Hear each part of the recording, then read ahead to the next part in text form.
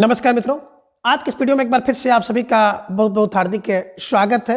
आज हम हिंदी साहित्य इतिहास के अंतर्गत भक्त काल के महत्वपूर्ण बिंदुओं को अब तक के सबसे आसान ट्रिक की सहायता से याद करने का प्रयास करेंगे। तो जैसा कि स्क्रीन पर आप देख पा रहे हैं, भक्ति काल और भक्त काल की हम बात करें तो सबसे पहले भक्त काल की पूर्व पीठिका, जिसे आप कहते हैं भूमिका, जानना बहुत जरूरी होता है। तो भूमिका की बात करें तो आपको सबसे पहले क्या भक्ति शब्द की उत्पत्ति के बारे में जानना होगा। बात करें भक्ति शब्द की उत्पत्ति की तो मुनियर विलियम्स के अनुसार भक्ति शब्द की उत्पत्ति जो है भज धातु से हुई है। यानी कि भक्ति क्या बोले, भक्ति भज धातु से उत्पन्न हुई है, ठीक है ना। और भज का मतलब होता है भजन करना। किसके अनुसार? मुनियर के अनुसार, तो मुनियर विलियम्स के अनुसार। कैसे दिमाग में रखेंगे? देखिए, जो भक्ति है ना तो भजन करेगा, भक्त भक्ति करेगा, भज करेगा, भजन करेगा। कि कौन? मुनिवर। बस मुनियर को आप कर लीजिएगा मुनिवर। मुनिवर क्या है? भक्ति करते हैं, भजन करते हैं। बस दिमाग में रखिएगा, आसानी से बैठ जाएगा, ठीक है ना। तो यहाँ पे क्या हो गए? मुनिवर हो गए, भक्ति हो गई, भजन करेंगे, भज धातु से माना है, ठीक है। अब भक्त शब्द का सबसे पहले यानी कि सर्वप्रथम उल्लेख कहाँ मिलता है? तो श्वेता स्वर उपनिषद में, ठीक है, मिलता है। दिमाग में रख लीजिएगा।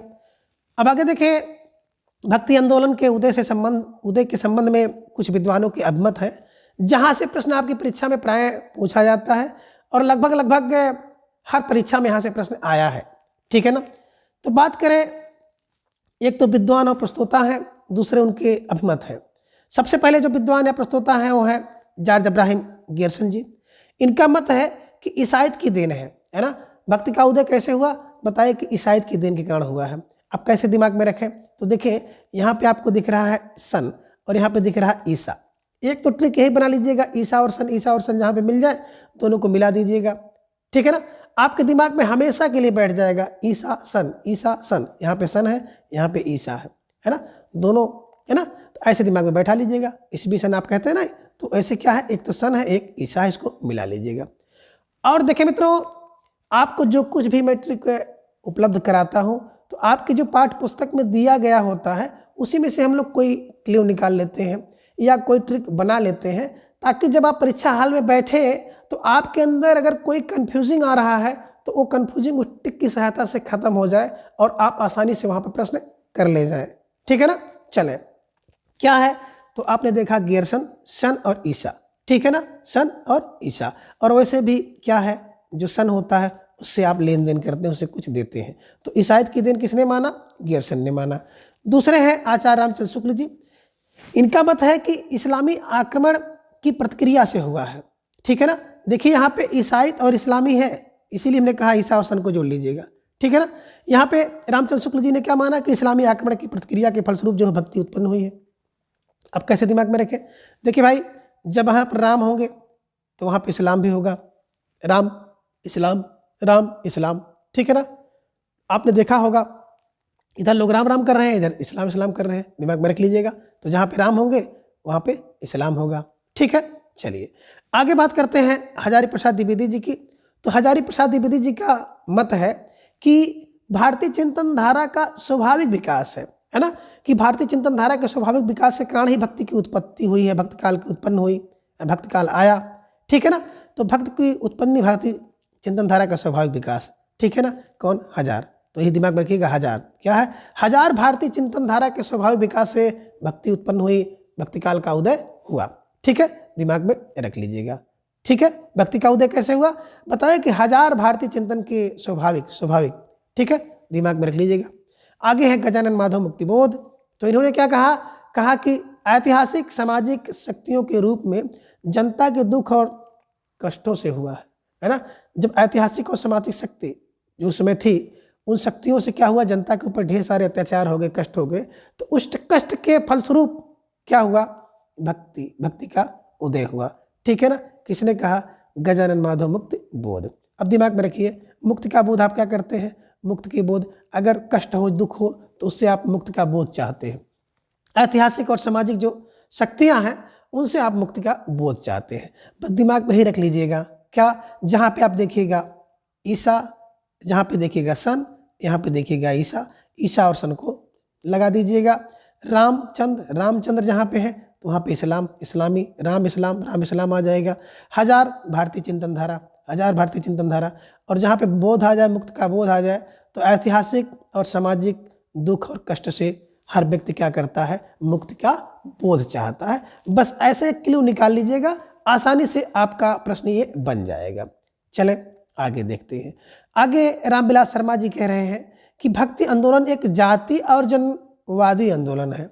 तो देखिए, रामविलास भक्ति आंदोलन को जाति जनजाति, जाति जनजाति लोग क्या करते हैं, विलास करते हैं, बस दिमाग में रख लीजिएगा, है ना। जाति और जनजाति विलास करते हैं, दिमाग में रख लीजिएगा। आशा है कि आपका ये प्रश्न बन जाएगा। ठीक है, अब देखिए, भक्ति आंदोलन के उद्गम के संबंध में कुछ ढेर सारे मत हैं, जिनमें पहला मत है कि भक्ति का जो सोता दक्षिण की ओर से धीरे धीरे उत्तर भारत की ओर पहले से ही आ रहा था, उसे राजनीतिक परिवर्तन के कारण शून्य पड़ते हुए जनता के हृदय क्षेत्र में फैलने के लिए पूरा स्थान मिला। रामचंद्र शुक्ल जी ने यही बात कही है। क्या कही है कि भक्ति का जो सोता, बस दिमाग में रख लीजिएगा, धीरे धीरे उत्तर भारत के, है ना, धीरे धीरे उत्तर भारत, भक्ति का सोता, भक्ति का सोता, तो बिल्कुल रामचंद्र, भक्ति का सोता रामचंद्र की, दिमाग में रख लीजिएगा कि रामचंद्र शुक्ल जी की पंक्ति है।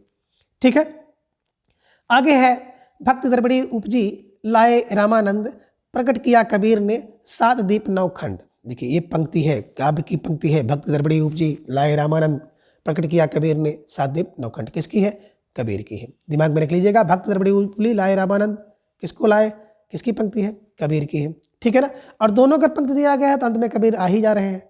ठीक है ना, चलिए आगे है, उत्पन्ना द्रविड़े साहम वृद्धम कर्णाटके गतः कश्चित चिन्ह अहम महाराष्ट्रे गुर्जरे जीर्णताम गतः। ठीक है, उत्पन्ना द्रविड़े कौन, बोले उत्पन्ना द्रविड़े भैया, उत्पन्ना द्रविड़े श्रीमद् भागवत गीता कहाँ, बोले द्रविड़े उत्पन्ना द्रविड़े। ठीक है ना। अब आचार्य शुक्ल ने दक्षिण में भक्ति का उद्भव स्वीकार किया है। क्यों स्वीकार किया है, कह रहे हैं कि दक्षिण से, है ना, भक्ति आंदोलन के जो संबंध में विद्वानों का कथन इस प्रकार से है। बात करें बिजली की चमक के समान अचानक समस्त पुराने धार्मिक मतों के अंधकार के ऊपर एक नई बात दिखाई दी। कोई हिंदू यह नहीं जानता कि यह बात कहाँ से आई और कोई इसके प्रादुर्भाव के कारण निश्चित नहीं कर सकता है। किसने कहा, गियर्सन ने कहा। तो बस दिमाग में रखिए, बिजली की चमक के समान किसकी रोशनी है, तो बोले भैया जैसे बिजली की चमक है वैसे सन की चमक है। सन माने सूर्य, गियर्सन, दिमाग में रख लीजिएगा। जहाँ देखिएगा बिजली की चमक, तो बिजली की चमक और सन को मिला दीजिएगा। सन माने गियर्सन, वही सन मीन सूर्य। ठीक है ना, चलिए आगे देखिए, देश में मुसलमानों का राज जो है प्रतिष्ठित हो जाने पर हिंदू जनता के हृदय में गौरव, गर्व और उत्साह के लिए वह अवकाश ना रह गया। उसके सामने ही उसके देव मंदिर गिराए जाते थे, देव मूर्तियां तोड़ी जाती थी और पूज्य पुरुषों का अपमान होता था और वे कुछ भी ना कर सकते थे। ऐसी दशा में अपनी वीरता के गीत ना तो वे गा ही सकते थे और ना ही बिना लज्जित हुए सुन ही सकते थे। आगे चलकर जब मुस्लिम साम्राज्य दूर तक स्थापित हो गया तब परस्पर लड़ने वाले स्वतंत्र राज्य भी नहीं रह गए और इतने भारी राजनीतिक उलटफेर के पीछे हिंदू जन समुदाय पर बहुत दिनों तक उदासी छाई रही। अपने पौरुष से हताश जात के लिए भगवान की शक्ति और करुणा की ओर ध्यान ले जाने के अतिरिक्त दूसरा कोई मार्ग ही क्या था। देखिए बात आ गई, करुणा और, है ना, अतिरिक्त कोई दूसरा मार्ग नहीं था। ठीक है ना। कब देश में मुसलमान राज प्रतिष्ठित हो गया, तो बस दिमाग में रख लीजिएगा कि मुसलमान राज प्रस्थापित हुआ तो किसको, तो रामचंद्र याद आए, दिमाग में रख लीजिएगा। और जब कोई दूसरा मार्ग ना मिले तो क्या हो गया, जब अतिरिक्त कोई दूसरा मार्ग मिले तो रामचंद्र याद आए। ठीक है ना। देवताओं के मंदिर गिराए गए, मूर्तियां तोड़ी गई, तो कौन, तो रामचंद्र याद आए। कहने का आशा है कि ये सब पंक्तियां जहां आप देखिएगा वहां पर रामचंद्र याद आए, मतलब रामचंद्र शुक्ल जी द्वारा लिखी गई ये पंक्तियां हैं। ठीक है ना। आगे कह रहे हैं, लेकिन मैं जोर देकर कहना चाहता हूं कि अगर इस्लाम नहीं आया होता तो भी इस साहित्य का 12 आना वैसा ही होता जैसे आज है।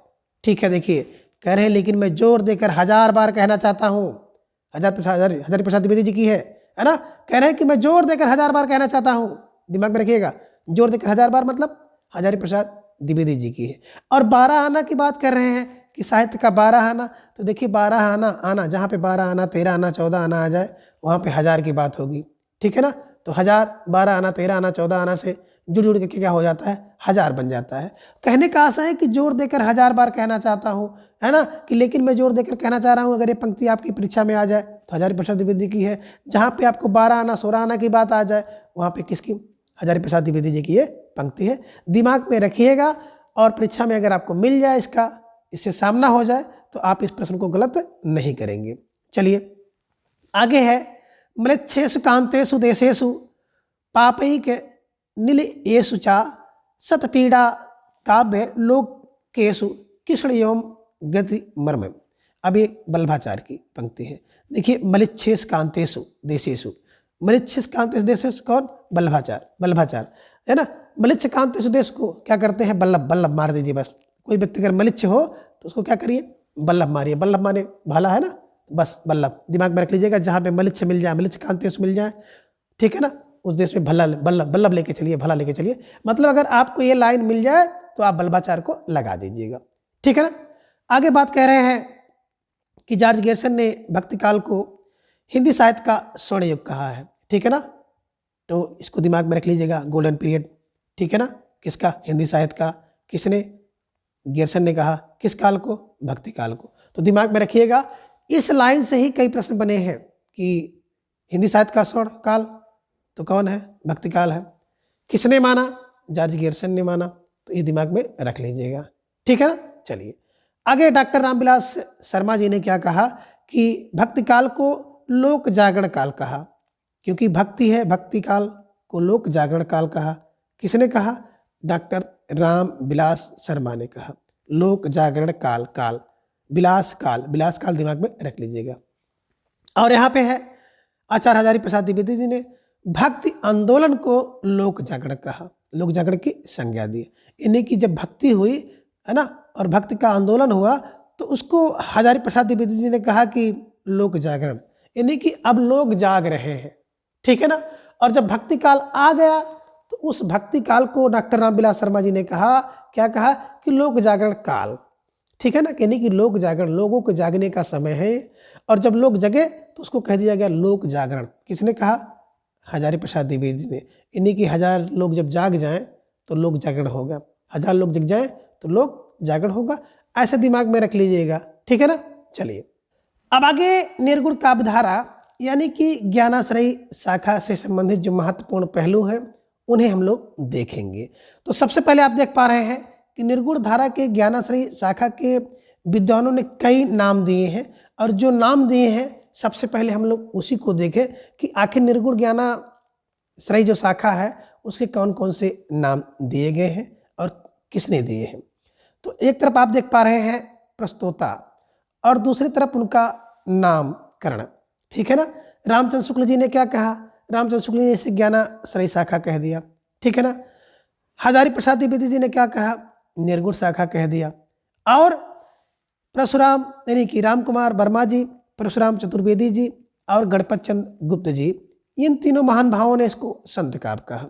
तो कहने का आशय है जो निर्गुण शाखा की ज्ञानाश्रयी शाखा है, ज्ञानाश्रयी का 3 नाम है, एक तो ज्ञानाश्रयी, दूसरा निर्गुण भक्ति और तीसरा संत काव्य। दिमाग में रख लीजिएगा, कभी कभी प्रश्न यहाँ से बन जाता है कि किसने निम्नलिखित में संत कहा, किसने निर्गुण काव्य कहा, निर्गुण भक्ति कहा, किसने ज्ञानाश्रयी शाखा कहा। तो दिमाग में रख लीजिएगा। कैसे दिमाग में बैठाया जाए, देखिए हर व्यक्ति को क्या होना चाहिए कि रामचंद्र का ज्ञान होना चाहिए, रामचंद्र के बारे में जानकारी होनी चाहिए। तो राम का ज्ञान यानी कि रामचंद्र शुक्ल जी ने क्या कहा, ज्ञानाश्रयी शाखा कहा, ज्ञानाश्रयी शाखा कहा। और रामचंद्र के लिए आप ये भी कर सकते हो कि रामचंद्र की शरण में जाइए ज्ञान के आश्रय के लिए, ज्ञान के आश्रय के लिए रामचंद्र की शरण में, ठीक है ना, ज्ञान लेना है। तो निर्गुण की बात करें तो निर्गुण तो 1000 हैं। अगर निर्गुण की आपको भक्ति करनी है तो 1000 विकल्प आपको मिल जाएंगे कि निर्गुण की भक्ति आप करिए, निर्गुण 1000 हैं। और संत जो होता है, संत भैया क्या है, एक तो राम पर गुप्त हो जाता है, संत जो है राम में गुप्त हो जाता है, राम पर गुप्त हो जाता है। तो राम से हो जाएगा संत काब यानी कि राम कुमार वर्मा। पर से हो जाएगा परशुराम चतुर्वेदी। गुप्त से हो जाएगा गणपत चंद गुप्त। ठीक है ना, तो ये दिमाग में रख लीजिएगा। एक तो राम कुमार वर्मा ने संत काब कहा, परशुराम चतुर्वेदी जी ने संत काब कहा और गणपत चंद गुप्त जी ने भी संत काब कहा है। दिमाग में रख लीजिएगा, यहां से भी प्रश्न बनता है। अब जैसे इसका विवाद हुआ, उसके बाद तुरंत दूसरा विवाद भी देखने को आपको मिलता है कि संत काव्य धारा के प्रथम कवि और प्रस्तोता। ठीक है ना, यानी कि संत काव्य का प्रथम कवि कौन है, तो अलग अलग विद्वानों के अनुसार अलग अलग हैं। बात करें आचार्य रामचंद्र शुक्ल के अनुसार प्रथम कवि कबीरदास है। हजारी प्रसाद द्विवेदी के अनुसार कबीरदास जी हैं। रामस्वरूप चतुर्वेदी के अनुसार कबीरदास जी हैं। गणपत चंद्र गुप्त के अनुसार नामदेव हैं और राम कुमार वर्मा जी के अनुसार नामदेव है। तो आपने क्या देखा कि ये शुक्ल द्विवेदी और चतुर्वेदी है ना, बस ट्रिक यही लिख लीजिएगा कि शुक्ल द्विवेदी और चतुर्वेदी किसको मानते हैं, कबीर को मानते हैं। और कौन, गणपत चंद्र गुप्त और राम कुमार वर्मा, ये दो लोग किसको मानते हैं, नामदेव को मानते हैं। बस दिमाग में यही रख लीजिएगा। ठीक है ना, कि गणपत चंद्र गुप्त और राम कुमार वर्मा ने नामदेव को माना है, बाकी शुक्ल ने, द्विवेदी जी ने और चतुर्वेदी जी ने किसको, कबीरदास को क्या माना है कि संत काव्य धारा का प्रथम कवि। ठीक है ना, पास से प्रथम पास से पहला किसने माना, तो शुक्ल द्विवेदी है ना, चतुर्वेदी किसको, कबीर को मानते हैं और गणपत चंद्र गुप्त और राम कुमार वर्मा जी नामदेव को मानते हैं। ठीक है ना, तो यहाँ पे रख लीजिएगा गुप्ता और वर्मा क्या है, एक नाम है, नाम दिया गया है ना, उनका रियल नाम नहीं है। अगर आप किसी को गुप्ता कह रहे हैं तो एक नाम दिया गया है, किसी को आप वर्मा जी कह रहे हैं तो वर्मा एक नाम दिया गया है, नाम है, वास्तविक नाम नहीं है। बस दिमाग में रख लीजिएगा, आसानी से याद हो जाएगा। ठीक है ना, आगे देखिए रामचंद्र शुक्ल जी ने लिखा है कि निर्गुण मार्ग के निर्दिष्ट प्रवर्तक कबीरदास ही थे, है ना, यानी कि निर्गुण मार्ग की बात की जाए तो निर्दिष्ट प्रवर्तक जो कौन है, कबीरदास जी हैं। किसकी पंक्ति है, रामचंद्र शुक्ल जी की है, दिमाग में रखे रहिएगा। हिंदी में भक्त साहित्य परंपरा का प्रवर्तन किसने, नामदेव ने किया। तो हिंदी साहित्य में भक्ति साहित्य की परंपरा का प्रवर्तन नाम से हुआ है, नामदेव से हुआ है, ये दिमाग में रख लीजिएगा। ठीक है, आगे बता रहे हैं कि महाराष्ट्र के संत जो है परंपरा के आदि कवि, जिनका नाम है कवि मुकुंद राज को माना जाता है। सन 1190 से मराठी का पहला काव्य ग्रंथ विवेक सिंधु नाम से इन्होंने लिखा है ना। तो संत परंपरा का आदि कवि महाराष्ट्र के ये जो है कवि मुकुंद है ना, कवि मुकुंद राज है, इनको माना जाता है क्योंकि 1190 से इन्होंने मराठी का पहला काव्य विवेक सिंधु नाम से लिखा था। इसे भी दिमाग में रख लीजिएगा। अब महाराष्ट्र में बात करें, महानुभाव और वारकरी नामक दो संप्रदाय प्रचलित हुए। ठीक है ना, तो महानुभाव महाराष्ट्र में, वारकरी महाराष्ट्र में, ये दो संप्रदाय वहाँ पे प्रचलित हो गए थे। ठीक है, अब महानुभाव जो संप्रदाय है इसके प्रवर्तक हैं चक्रधर। ठीक है ना, और वारकरी संप्रदाय के जो मूल प्रवर्तक हैं संत पुंडलीक माने जाते हैं, किंतु ऐतिहासिक दृष्टि से वारकरी संप्रदाय के प्रथम जो नायक हैं संत ज्ञानेश्वर हैं। तो दिमाग में थोड़ा सा रख लीजिएगा कि महाराष्ट्र में दो संप्रदाय आता है, एक महानुभाव और दूसरा वारकरी। तो महानुभाव कौन है, बोले चक्रधर, जो चक्र को धारण किया है भैया वो बड़ा महान भाव है।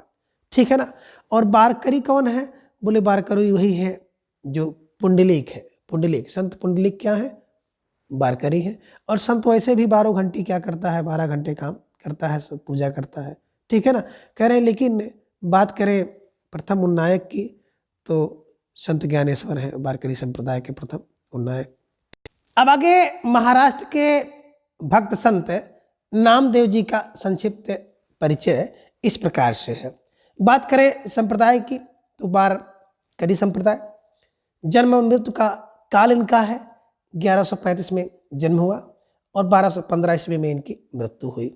बात करें जात की तो जात इनकी दर्जी थी। गुरु का नाम था विश्वा खेचर और रचना मराठी एक रचना है अभंग और हिंदी में गुरु ग्रंथ साहिब, यानी कि जो कुछ भी इनके पद थे गुरु ग्रंथ साहिब में संकलित है। तो दिमाग में रख लीजिएगा मोटी मोटी बात कि नामदेव संप्रदाय वारकरी है, जन्म 1135 में, मृत्यु 1215 में, जात दर्जी, गुरु विश्वा खेचर, मराठी में अभंग रचना इनकी है और हिंदी में गुरु ग्रंथ साहिब में है। ठीक है ना। आप कह रहे हैं नामदेव की जो हिंदी रचनाओं की भाषा किस प्रकार से है, तो नामदेव जी की जो हिंदी में रचनाएं हैं उसकी भाषा क्या है, तो सगुण भक्ति काव्य में ब्रज भाषा का प्रयोग किया है और निर्गुण पदों की भाषा नाथ पंथियों द्वारा गृहीत खड़ी बोली या आप कह सकते हैं सधुकड़ी बोली का प्रयोग किया है। ठीक है ना। तो दिमाग में रख लीजिएगा। इन्हीं की संत नामदेव ऐसे कवि हैं जो क्या है, भक्ति में भी काव्य किए हैं, सगुण में भी काव्य किए हैं और निर्गुण में भी काव्य किए हैं। तो इस चीज़ को दिमाग में रख लीजिएगा कि क्या, कि नामदेव, संत नामदेव जी ने क्या किया, एक तो सगुण काव्य और निर्गुण काव्य दोनों प्रकार के काव्य की रचना इन्होंने की है। सगुण काव्य जब इन्होंने किया तो ब्रजभाषा का प्रयोग किया, निर्गुण पद इन्होंने किया तो खड़ी बोली या सधुकड़ी भाषा का प्रयोग इन्होंने किया है। ठीक है। अब आगे प्रमुख संत कवियों का जो संक्षिप्त जीवन परिचय है जिन्हें हम लोग देखेंगे। कभी कभी यहाँ से भी प्रश्न बन जाता है। बात करें संत कवि की तो रायदास 1388 और 1518 में इनका जन्म हुआ, काशी में हुआ। गुरु रामानंद थे, जात इनकी चमार थे। कैसे दिमाग में रखें, देखिए राय कितनी, बोले भाई तेरी तो 88 राय है और मेरी कितनी है, मेरी तो 15 से 18 राय है। 15-18 राय में हमारा काम हो जाता है। ठीक है ना। और तुम क्या करते हो, तेरी 88 राय है, 28 विचार है, मेरा तो 15 से 18। जन्म कहाँ, राय, काशी, रामानंद, चमा। ठीक है। आगे है कबीरदास जी की बात करें तो 1300 इनका 88 था, इनका 98 में है। कबीर ने 10 राय इनकी बढ़ गई। कबीर की राय, बोले कबीर 98 है ना, और 18 वही।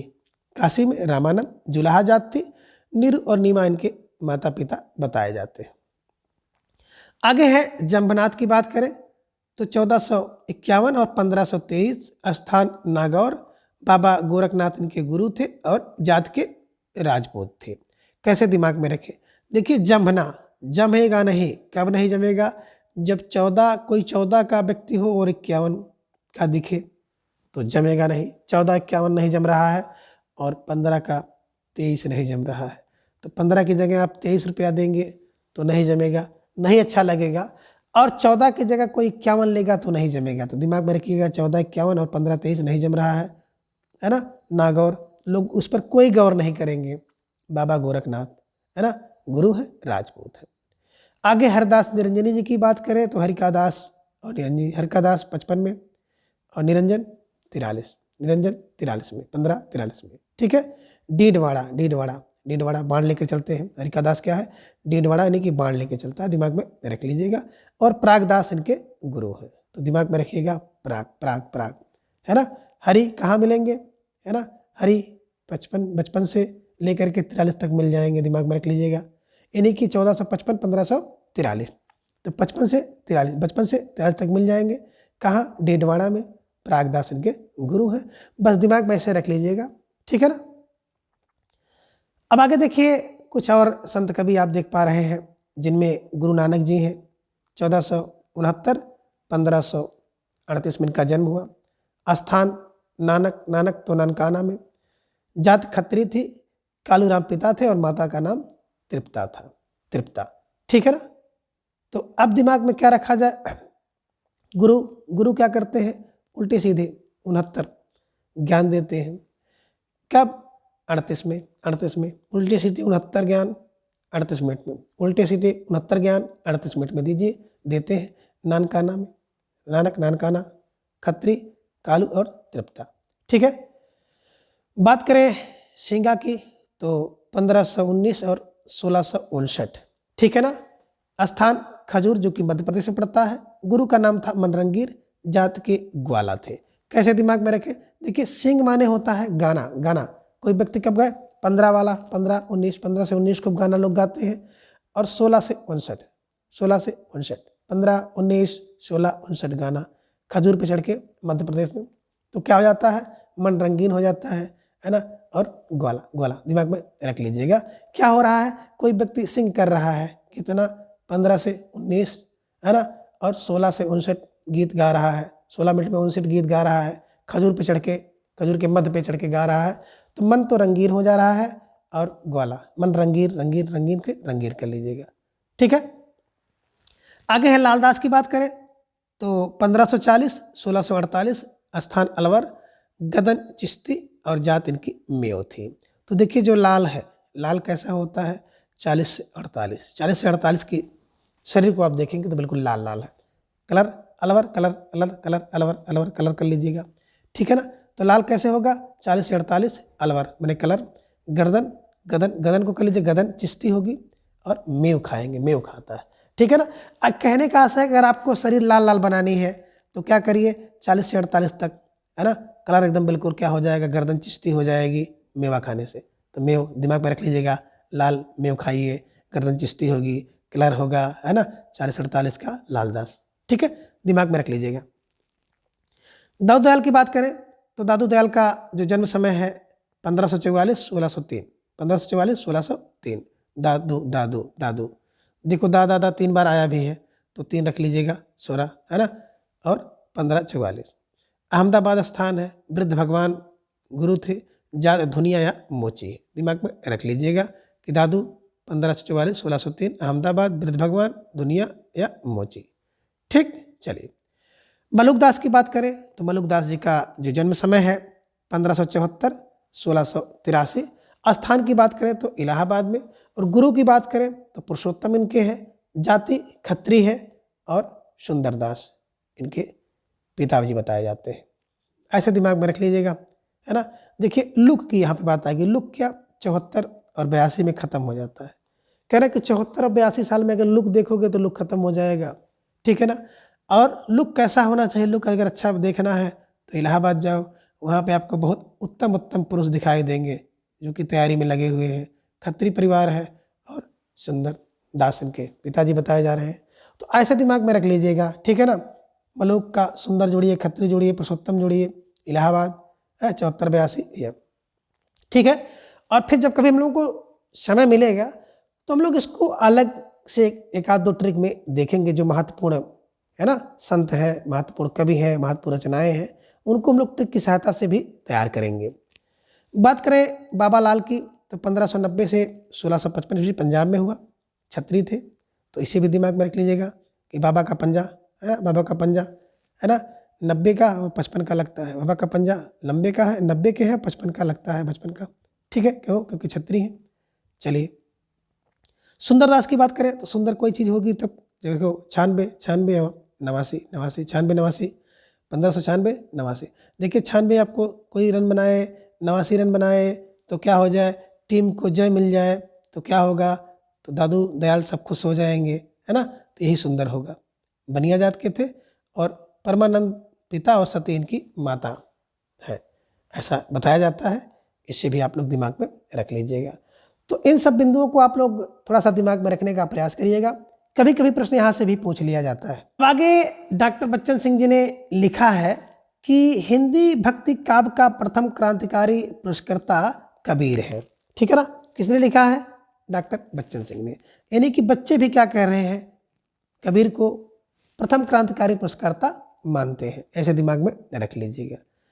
अब मुसलमानों के अनुसार कबीर के जो गुरु हैं उनका नाम है सूफी फकीर शेख तकी, यानी कि शेख तकी को इन्होंने क्या माना है, कबीर का गुरु माना है। यही शेख तकी जो कि सिकंदर लोदी के पीर या गुरु थे, ठीक है ना। और सिकंदर लोदी ने ढेर सारा क्या किया था, अत्याचार कबीर के ऊपर किया था, जिसे आप कबीर परिचय में जाकर के देख सकते हैं। एक प्रश्न ये भी बन जाता है कि कबीर किसके समकालीन थे, तो दिमाग में रख लीजिएगा सिकंदर लोदी के समकालीन थे, ठीक है ना। चलिए आगे है कबीर की वाणी का संग्रह उनके शिष्य जिसका नाम था धर्मदास। धर्मदास ने बीजक में किया, कब किया, सन 1464 में, 1464 ईस्वी में किया।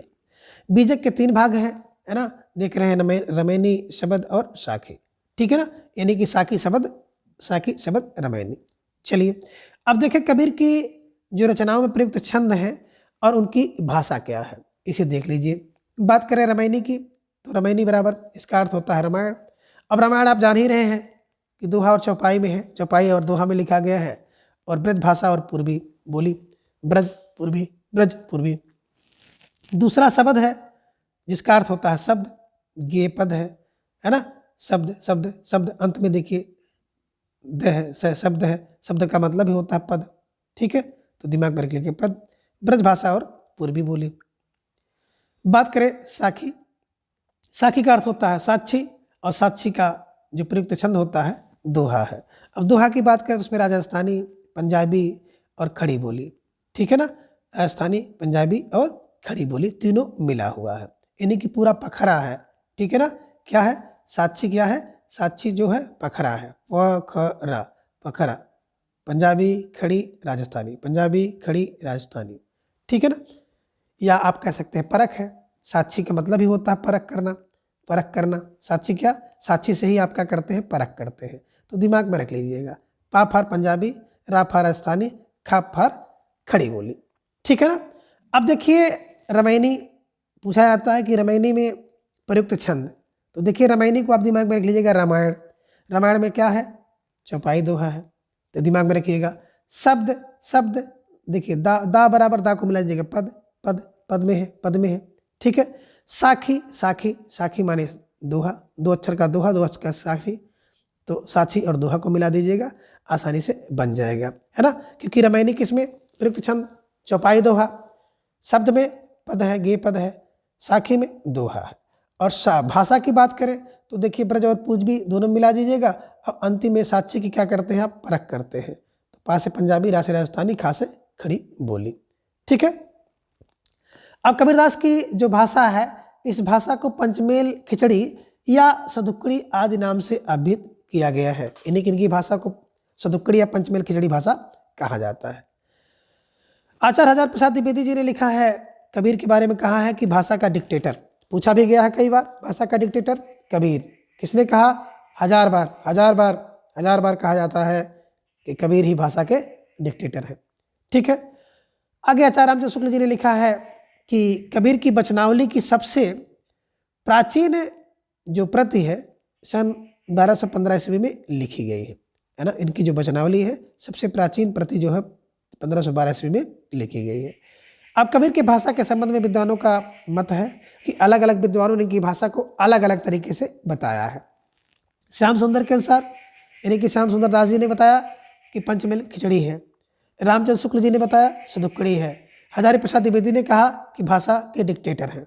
तो देखिए कैसे दिमाग में रखें, देखिए खिचड़ी बनेगी ना, अगर पंचमेल खिचड़ी बन जाए तो बड़ी सुंदर होगी, पंचमेल खिचड़ी बड़ी सुंदर होगी, यानी कि कहने का आशा है कि पंचमेल खिचड़ी की बात जहाँ पे आ जाएगी श्याम सुंदर दास को लगाइएगा। सदुक्कड़ी भाषा, देखिए सदुक्कड़ी, राम राम राम राम की भाषा बिल्कुल सदुक्कड़ी ही जानते हैं, यानी कि जो राम का नाम लेता है वो साधु है, और साधु जो है वो सदुक्कड़ी भाषा का प्रयोग करेगा, तो राम का साधु सदुक्कड़ी भाषा का प्रयोग करेगा, ठीक है। और हजार है ना, हजार भाषा के डिक्टेटर, जो खूब भाषा बोलेगा, खूब जानेगा भाषा, तो भैया क्या होगा, वो हजारी, हजारी होगा, तो भाषा का डिक्टेटर हजारी है, भाषा का डिक्टेटर हजारी, इसे दिमाग में रख लीजिएगा, आसानी से याद हो जाएगा, ठीक है। अब कह रहे हैं कि कबीर की जो बानियों का सबसे पुराना नमूना है गुरु ग्रंथ साहिब में मिलता है ना, कबीर की बानी का सबसे पुराना नमूना गुरु ग्रंथ साहिब में मिलता है। बात करें कबीर के संबंध में महत्वपूर्ण कुछ कथन हैं जो कि आगे लिखे गए हैं, तो कह रहे हैं कि इसमें कोई संदेह नहीं है कि कबीर ने ठीक मौके पर जनता के उस बड़े भाग को संभाला जो नाथ पंथियों के प्रभाव से प्रेम भाव और भक्ति के रस से शून्य शुष्क पड़ता जा रहा था, रामचंद्र शुक्ल ने कहा, ठीक है ना। इसमें कोई संदेह नहीं है, इसमें कोई संदेह नहीं है, कबीर रामचंद्र शुक्ल, इसमें कोई संदेह नहीं है, राम में दिमाग में रख लीजिएगा, इसमें कोई संदेह नहीं है कि रामचंद्र क्या करेंगे, बेड़ा पार करेंगे, है ना, दिमाग में रख लीजिएगा, जहां पे आ जाए इसमें कोई संदेह नहीं है, रामचंद्र शुक्ल।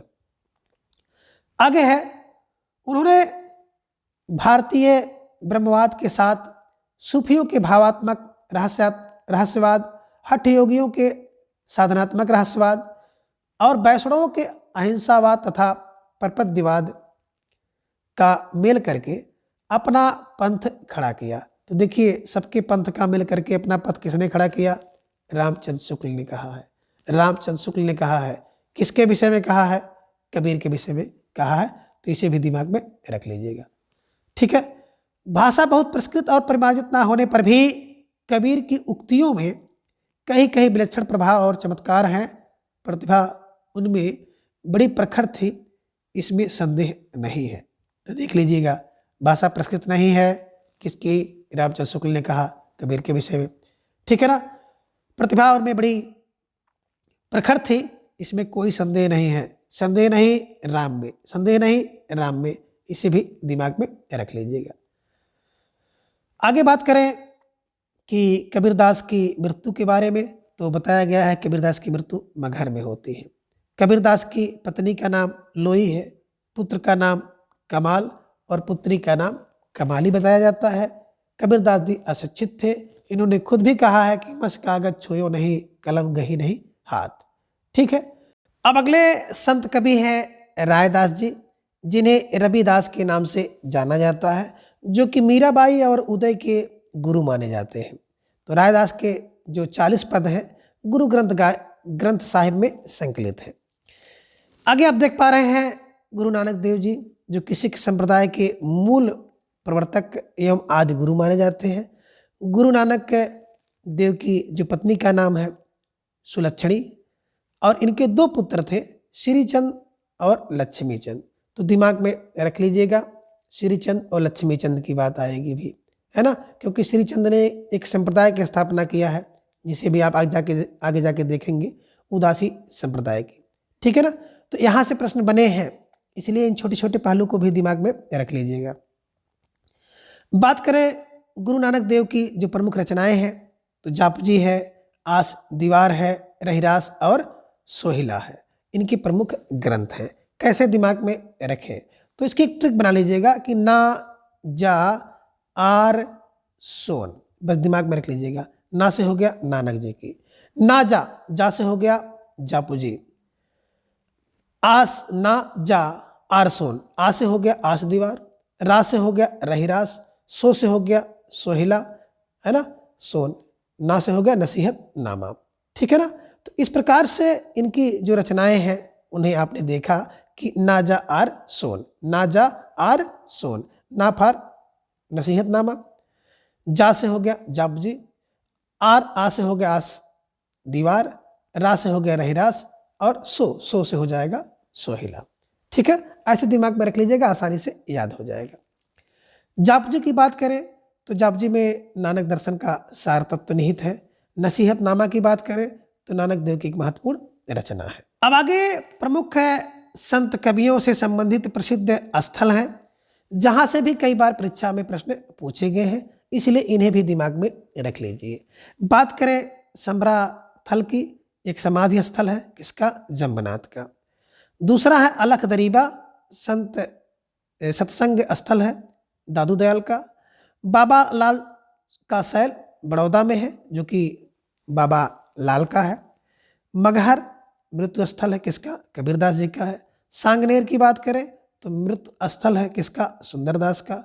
बात करें भराने, जो कि राजस्थान में है, एक मृत्यु स्थल है किसके लिए, दादू दयाल के लिए। द्वारिका मृत्यु स्थल है किसके लिए, मीराबाई के लिए।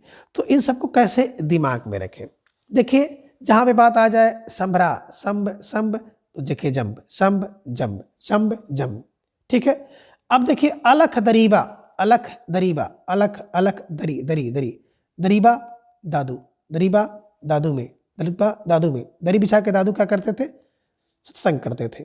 बस दिमाग में रख लीजिएगा कि दरी बिछा के दादू दयाल क्या करते थे, सत्संग करते थे। ऐसे दिमाग में हो जाएगा। बाबा लाल सैल, तो बाबा लाल सैल पर लाल बाबा, है ना, बाबा लाल सैल था, लाल सैल पे रहते थे, इसलिए उनका नाम पड़ गया लाल, बाबा लाल दास। इसे दिमाग में रख लीजिएगा। ठीक है ना। अब मगहर में सब लोग जानते हैं कबीर मर गए, है ना, मरने के समय कहाँ चले गए थे, मगहर चले गए थे, दिमाग में रख लीजिएगा। आगे है सांगनेर, सांगनेर मृत्यु स्थल है सुंदरदास का। देखिए भाई, अगर नेर माने नज़दीक में कोई सांग हो, गीत हो, तो बड़ी सुंदर लगेगी। सांगनेर सुंदर है, सांगनेर सुंदर है। और भराने की बात करें तो भराने मराने कौन, दादू दयाल, मराने दिमाग में रख लीजिएगा, है ना। कहाँ, बोले दरी बिछा के सत्संग करते थे, दरी बिछा करके। मराने मने मरा गए, कहाँ मरा गए, तो भराने है ना, दादू दयाल। ठीक है। अब बात करें द्वारिका में आप जान ही रहे हैं कि श्री कृष्ण के पदों को गाती गाती उनकी मूर्ति में विलीन हो गई थी। कौन, मीरा भाई। ठीक है ना। द्वार पर मेरे, द्वार पर मेरा, मेरा मीरा, द्वारिका मीरा, दिमाग में रख लीजिएगा, आसानी से याद हो जाएगा। आगे है संत कवियों द्वारा प्रवर्तित संप्रदाय और उनका मुख्य केंद्र और उनके प्रमुख शिष्य आप स्क्रीन पर देख पा रहे हैं। ठीक है ना। तो संप्रदाय और उसके प्रवर्तक से प्रश्न पूछा गया है, कभी कभी केंद्र से भी प्रश्न पूछे गए हैं। ठीक है, तो कबीर पंथ, कबीरदास, सिख गुरु नानक। तो सिख गुरु नानक मैंने शिष्य और गुरु का आप संबंध लगा लीजिएगा, आसानी से याद हो जाएगा। ठीक है, उदासी की बात करें, उदासी संप्रदाय श्रीचंद। देखिए लक्ष्मी कम, श्रीचंद, श्री माने लक्ष्मी, कम होंगी तो क्या होगा भैया, उदासी आ जाएगी, दिमाग में रख लीजिएगा।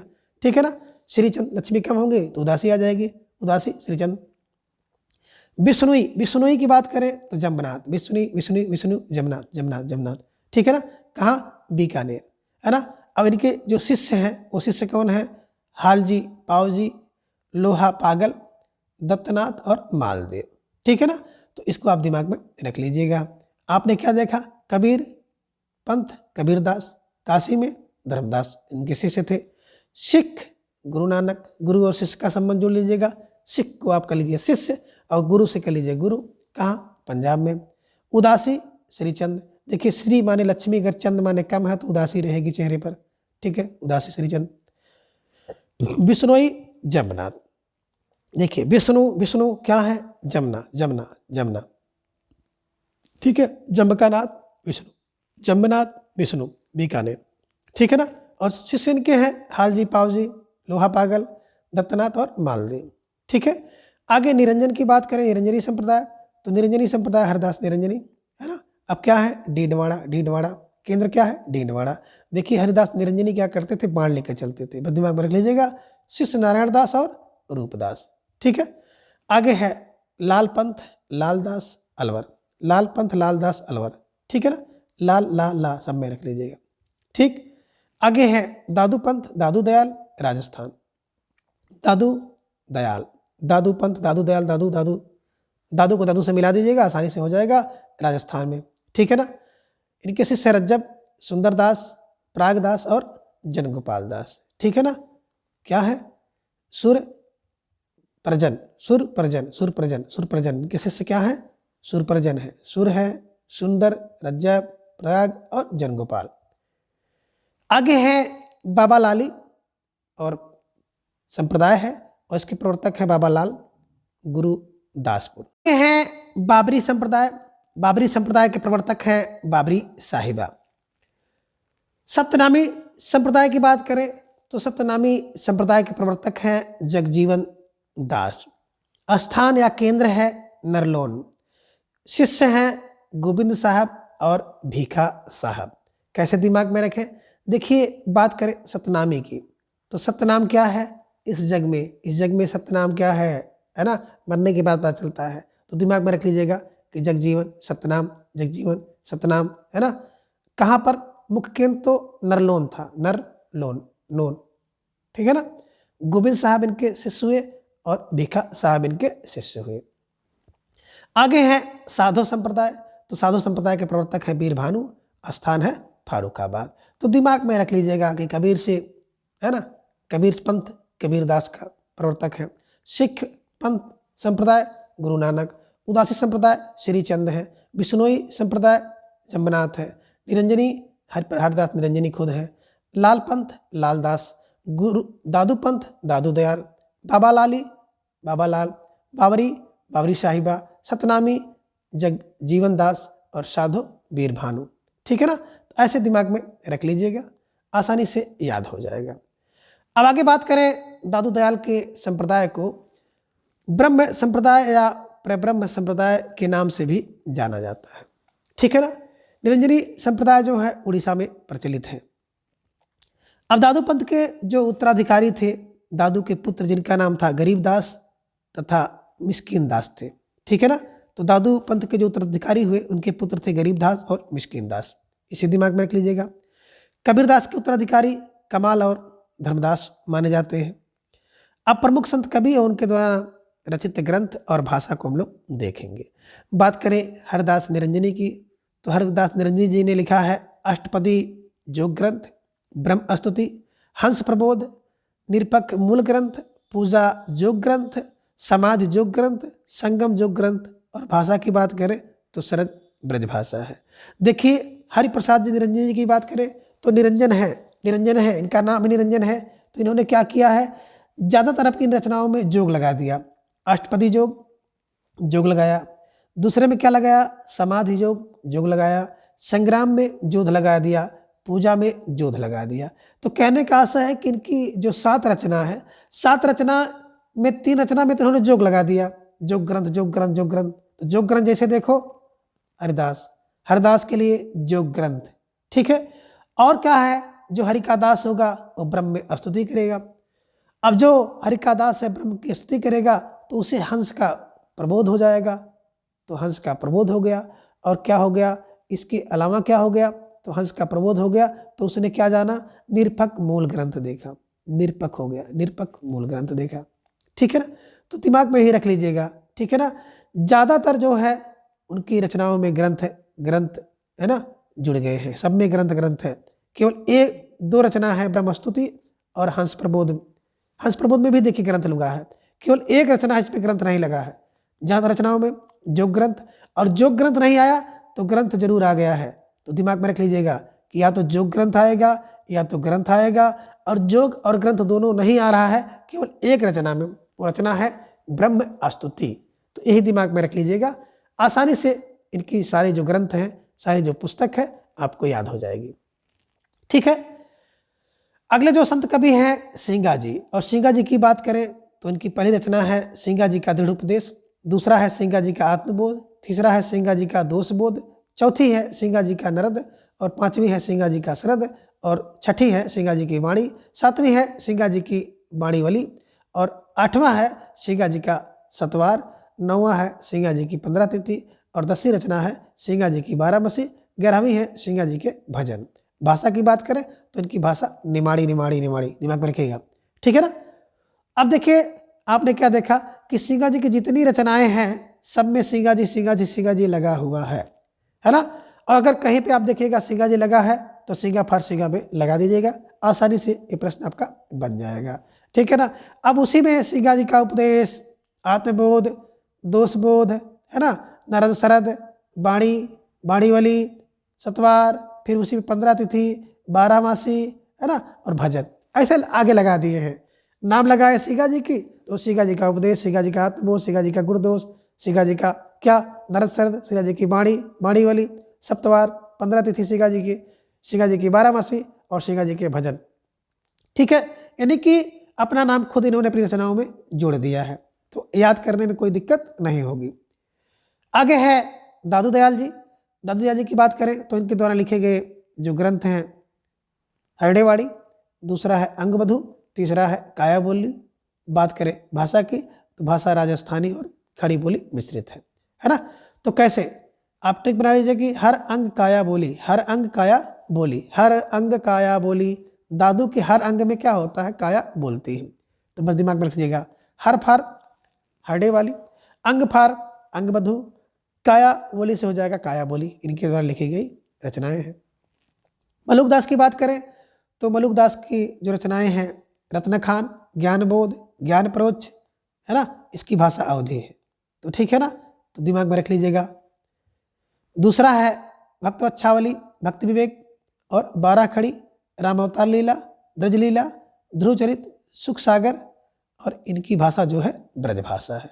तो देखिए जो मलुकदास के लिए क्या है बता रहे हैं, रत्नखान है और ज्ञान का बोध, ज्ञान का प्रोच।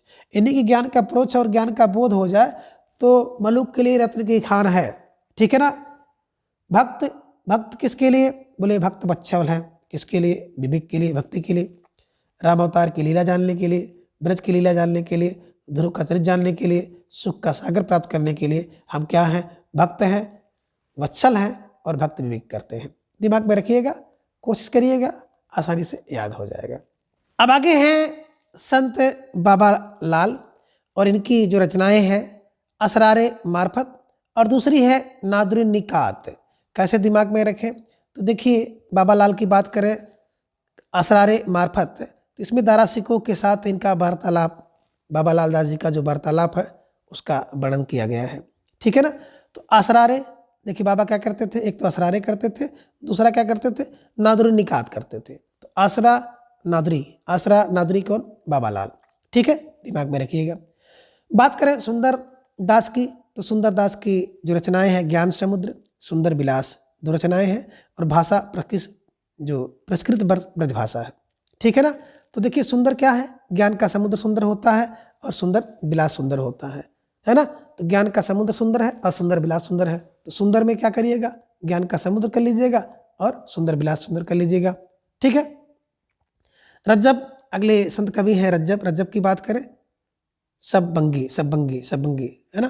तो दिमाग में रख लीजिएगा, जब क्या होगा, संगी होगा। जब संबी संबी संबी संबंगी संबंगी सब्बी सब सब सब, जब सब होंगे रज्जब। रज्जब कब, बोले जब सब, जब सब, रब जब सब, जब सब। ठीक है, दिमाग में रखिएगा, बैठ जाएगा। गुरु अर्जुन सिंह की बात करें तो सुखमणि पहले इनकी रचना है, बावन आखिरी दूसरी रचना है और तीसरी है 12 मासा। भाषा की बात करें तो ब्रजभाषा है। ठीक है, कैसे दिमाग में रखेंगे, देखिए गुरु क्या करते हैं, सबको सुख की मणि देते हैं। गुरु क्या करते हैं, सबको 52 अक्षर देते हैं। गुरु क्या करते हैं, 12 मास क्या करते हैं, आपको है ना शिक्षा देते हैं। तो वही दिमाग में रख लीजिएगा कि गुरु फॉर गुरु अर्जुन क्या कर रहे हैं, सुख की मणि दे रहे हैं। गुरु अर्जुन क्या कर रहे हैं, 52 अक्षर आपको ज्ञान करा रहे हैं। गुरु मणि है ना, गुरु सिंह क्या कर रहे हैं, आपको 12 माह क्या कर रहे हैं, है ना, ज्ञान दे रहे हैं। भाषा ब्रजभाषा है, दिमाग में रख लीजिएगा। आगे है निपट निरंजन जी की बात करें तो इनके द्वारा लिखा गया जो रचना है शांत सरसी और दूसरा है निरंजन संग्रह। ठीक है ना। देखिए जो व्यक्ति निपट निरंजन होगा वो बिल्कुल शांत होगा और क्या होगा, निरंजन का संग्रह उसके अंदर होगा। ठीक है ना। आगे है अक्षर अनन्य की बात करें तो राजयोग, विज्ञान योग, ध्यान योग, सिद्धांत बोध, विवेक दीपिका, ब्रह्म ज्ञान और अनन्य प्रकाश। कैसे दिमाग में रखें, देखिए अक्षर क्या होता है, अक्षर अनन्य है और अक्षर अनन्य से क्या होता है, एक तो राज का योग होगा, विज्ञान का योग होगा और ध्यान का योग होगा। तो अक्षर अनन्य, अनन्य क्या है, राज योग, विज्ञान योग, है ना, योग से, है ना, एक तो दिमाग में रखिएगा योग करिए। दूसरा क्या है, सिद्धांत जानिए, किसका, विवेक दीप का, ब्रह्म ज्ञान और अनन्य का। तो दिमाग में रख लीजिएगा, एक तो अनन्य से अनन्य का हो जाएगा, सिद्धांत बोध और विवेक दीप का, और ब्रह्म ज्ञान किसका है, ब्रह्म ज्ञान अनन्य है, ब्रह्म ज्ञान अनन्य है, सिद्धांत का बोध अनन्य है, विवेक की दीप का अनन्य है। ऐसे जोड़ लीजिएगा। तो राज का योग भी अनन्य है, विज्ञान का योग अनन्य है, ध्यान का योग अनन्य है ना, सिद्धांत बोध अनन्य है और विवेक दीप का अनन्य है, ब्रह्म ज्ञान अनन्य है और अनन्य प्रकाश तो अनन्य होता ही। बस दिमाग में रखने का प्रयास करिएगा। आगे है दादू दयाल की वाणियों का सर्वप्रथम संपादन करके 2 शिष्य जिनका नाम है संतदास और जगन्नादास क्या करते हैं, हरडे बाड़ी शीर्षक से किया था और पुनः रज्जब ने अंगबधू शीर्षक से इसका किया। ठीक है ना। तो देखिए यहाँ पे 2 शिष्य, एक तो संतदास और जगन्नादास हरडे बाड़ी शीर्षक से अनुवाद करते हैं और रज्जब ने फिर इसका अंगबधू शीर्षक से संपादन किया है। बता रहे हैं कि बाबा लाल दासी कीर्ति असरारे मार्फत उनका और दार्शनिकों का वार्तालाप संग्रहित किया गया है, अभी हमने चर्चा किया था। ठीक है। अब आगे बाबा लाल के विचारों का जो संग्रह है, जिसे आप कह सकते हैं नादरी नुकात, ठीक है ना, उसमें है। अब आगे देखिए हिंदी के जो अन्य प्रमुख संत कवि हैं जिनका एक तरफ आप जन्म मृत्यु समय देखेंगे, जन्म स्थान देखेंगे, उनके गुरु का नाम और उनकी जाति को हम लोग देखेंगे, क्योंकि कभी कभी यहाँ से प्रश्न बन जाता है। और यूजीसी नेट की बात करें तो इनके क्रम को लेकर के प्रश्न पूछे जाते हैं, है ना। तो इसे दिमाग में रखिएगा, आपके लिए बड़ा महत्वपूर्ण होगा। ठीक है ना। बात करें धर्मदास की तो धर्मदास का जन्म मृत्यु समय तो नहीं बताया गया है, लेकिन स्थान बताया गया बांधवगढ़। ठीक है ना। बांधवगढ़ में गुरु कौन थे, कबीरदास थे, जाति बनिया थी। तो दिमाग में रख लीजिएगा। वैसे धर्मदास कौन है, धर्मदास एक बनिया है, दिमाग में रख लीजिएगा, कबीर के चेला हैं और बांधवगढ़ में रहते हैं। ठीक है ना। तो धर्म बांधवगढ़ में रहता है, क्या कबीर का शिष्य है, जात का बनिया है। दूसरे हैं धन्ना क्या है, 14-15 धन क्या है, 14-15 धन, है ना, धुआं की तरह, है ना, इन्हीं के धुआं में इनका जन्म हुआ है। चेला किसके हैं, तो चेला है रामानंद के, यानी कि इनके गुरु जी हैं रामानंद जी हैं। जात क्या है, जाट है। तो झन्ना जाट, धन्ना जाट, है ना, 14-15 धुआं में रामानंद के शिष्य हैं। आगे बात करें पीपा की तो पीपा की बात करते हैं 1425 में इनका जन्म हुआ। गग रावणगढ़ में हुआ, रामानंद के गुरु थे। तो कैसे दिमाग में रखें? देखिए, कोई व्यक्ति क्या है ना, क्या करता है? पीपा, पीपा क्या करता है ना, बिल्कुल 14, 14, 25, 14, 25, 25, 25 पीपा, 25 पीपा, 25 पीपा कहाँ पे? गगरौनगढ़ में रखता है ना। रामानंद इनके गुरु है, तो बस दिमाग में रख लीजिएगा क्या? पीपा, 14, 25, गगरौनगढ़, रामानंद। ठीक है, दिमाग में रखिए। सेन की बात करें तो स्थान बांधवगढ़, यही बांधवगढ़ जहाँ पे धर्मदास हुए हैं। शिष्य किसके हैं? तो रामानंद के, इन्हीं की रामानंद के गुरु हैं। जात कौन सी है? नाई है। सेन नाई, सेन नाई, सेन नाई। शेख फरीद की बात करें तो स्थान है कोठीवाल, जात के मुसलमान हैं, गुरु का पता नहीं है। बीरभान की बात करें 1543 में हुए और इनके गुरु का नाम है उदयदास। ठीक है। बाबरी साहिबा की बात करें तो 1542, 1605 ईस्वी में मायानंद के गुरु थे, दिमाग में रखिएगा। रज्जब की बात करें तो रज्जब 1567, 1689 राजस्थान में इनका जन्म हुआ। दादू दयाल इनके गुरु हैं और जात के मुसलमान थे, और मुसलमान है ना, ऐसे दिमाग में रख लीजिएगा। सतना की बात करें तो सतना जाते कसाई थे। निपट निरंजन की बात करें तो 1531 में इनका जन्म हुआ। स्थान दौलताबाद, और एक गौड़ ब्राह्मण थे। ठीक है ना, इसे दिमाग में रखिएगा। अक्षर अनन्य की बात करें तो अक्षर अनन्य है ना, जन्म समय नहीं पता है, स्थान दतिया में, और जाति कायस्थ थी। भीषण के बारे में सारी चीज़ें अज्ञात है। तो इस प्रकार से अगर इनका जन्म क्रम पूछ लिया जाए तो कैसे दिमाग में रखें, एक क्लू बना लीजिएगा क्या कि देखिए क्या हो गया, धर्म धनाधन किसी को मिलने लगा है ना, धर्म धनाधन मिलने लगा तो व्यक्ति क्या हो गया, बिल्कुल व्यक्ति क्या हो गया है ना, पीपे से भरने लगा, पीपे में भरने लगा। क्या किया कि धर्म धनाधन मिलने लगा तो पीपे से भरने लगा। फिर क्या हो गया, वो शेख बघारने लगा, शेर बघारने लगा, क्या हुआ, इसके बाद क्या हो गया, एकदम बिल्कुल विवाह करने लगा, शेख बघारने लगा, विवाह करने लगा। और विवाह करने के साथ साथ क्या किया कि सदन पर निपट, अक्षर और भीषण कैसे किया, सदना पे, सदनों से घर घर जा करके है ना, निपट, अक्षर और भीषण करने लगा। कौन? देखिए कह रहे हैं कि कोई व्यक्ति है जो सेन है, जिसका नाम सेन है, वो क्या करता है, धर्म धनाधन पीपे में भर गया है ना, धर्म धन क्या हो गया, उसके पीपे में भर गया। तो सेन ने क्या किया, शेख बघारना लगा, और क्या कर रहा, विवाह करने लगा, बी से बीरभान, बा से बाबरी और रा से रज्जब। और क्या किया, एकदम बिल्कुल सदनों में जा करके निपट क्या हो गया, निपट निरंजन करने लगा, अक्षर जा करके भीषण करने लगा। तो अक्षर माने आवाज़ करने लगा, भीषण माने भयंकर आवाज़ करने लगा। तो दिमाग में थोड़ा सा ऐसा रख लीजिएगा कि क्या हो गया, एक कोई व्यक्ति सेन है, उसको क्या मिल गया, धर्म से धन मिल गया, पीपा भर गया, तो शेख बघारने लगा, और क्या हो गया, विवाह करने लगा है ना, सदनों में जाने लगा है ना, और क्या क्या निपट निरंजन करने लगा, अक्षर करने लगा, अक्षर माने आवाज़ करने लगा, भीषण माने भीषण जोर जोर से आवाज़ करने लगा। ऐसे दिमाग में रखिएगा, हो सकता है कि आपके दिमाग में बैठ जाए, और अगर प्रश्न आ जाए तो आपका प्रश्न बन जाए। ठीक है, आगे है संत कवियों में बाबरी साहिबा महिला संत साधिका थी। अक्षर अनन्य एक प्रसिद्ध छत्रसाल के गुरु थे, तो इसको भी दिमाग में रखिएगा। संत रज्जब का पूरा नाम था रज्जब अली खां, इसे भी दिमाग में रखिए। संत शेख फरीद की बात करें तो संत शेख फरीद का दूसरा नाम था शाह ब्रह्म, या इब्राहिम शाह, या शंकर गंज था। ठीक है, ऐसे दिमाग में रख लीजिएगा। आगे हिंदी में रचना करने वाले प्रमुख सिख गुरु हैं, जिनके बारे में भी सामान्य जानकारी हम लोगों को होनी चाहिए। बात करें गुरु अंगद जी की तो इनका जन्म समय है 1504 ईस्वी और मृत्यु का समय है 1552 ईस्वी। आदि ग्रंथ साहब में कुछ श्लोक या दोहा इनका संकलित है। ठीक है ना। दूसरे हैं गुरु अमरदास, बात करें जन्म समय की तो 1479 में और मृत्यु समय है 1574 में। ये तीसरे गुरु थे और गुरु ग्रंथ साहब में भी इनके कुछ श्लोक या दोहे संकलित हैं। अगले गुरु हैं गुरु रामदास, 1514 ईस्वी में जन्म हुआ और 1581 ईस्वी में इनकी मृत्यु हुई। चौथे गुरु हैं। तो आदि ग्रंथ के चौथे महला में इनके जो दोहे या श्लोक संकलित है। अगले गुरु अर्जुन देव हैं, 1563 इनका जन्म हुआ, 1606 ईस्वी में इनकी मृत्यु हुई। पांचवें गुरु हैं और आदि ग्रंथ के 5वें महला में संग्रहित इनके जो दोहे हैं श्लोक हैं किए गए हैं।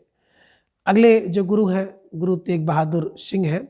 जन्म समय 1622 और मृत्यु का समय है 1675। 9वें गुरु थे और 9वें महला में संकलित किए गए हैं। और गुरु गोविंद सिंह की बात करें तो 1664 में इनका जन्म हुआ और 1718 में इनकी मृत्यु हुई। ये अंतिम गुरु हैं और इनकी जो रचनाएं हैं चंडी चरित और विचित्र नाटक देखने को मिलती हैं। तो इस प्रकार से इन सभी को आप देख लीजिएगा। आगे देखिए संत की जो संत कवि हैं तो संत कवियों की महत्वपूर्ण काव्य पंक्तियाँ, तो काव्य पंक्तियों को हम लोग पहले भी कर चुके हैं, यानी कि कवि और उनकी पंक्ति वाली क्लास को जा करके आप प्लेलिस्ट से देख सकते हैं और बहुत अच्छी तरह से ट्रिक से आपको वहाँ पर सारी पंक्तियाँ याद कराई गई हैं, उन्हें जा करके आप याद कर सकते हैं। और देखिए मित्रों, जो भी क्लास हम लेते हैं कभी कभी कुछ क्लास बहुत लंबी हो जाती है तो थोड़ा सा स्क्रीन को देखने में और पढ़ने में कुछ गलतियां हो जाती हैं, यानी कि उच्चारण में, और कभी कभी आवाज़ भी थोड़ा सा हल्की हो जाती है, बहुत स्पष्ट नहीं होती है। तो कृपया उसे आप लोग सुधार लीजिएगा और अपनी तैयारी को खूब मजबूत करिए, खूब पढ़िए। आपका सिलेक्शन ही मेरा मुख्य ध्येय है। तो आज की इस वीडियो में बस इतना। अगले वीडियो में हम इसके अगले भाग को जानेंगे, यानी कि निर्गुण धारा के अंतर्गत जो प्रेम मार्गी सूफी शाखा है उसे हम लोग देखेंगे। तब तक के लिए धन्यवाद, नमस्कार, बाय।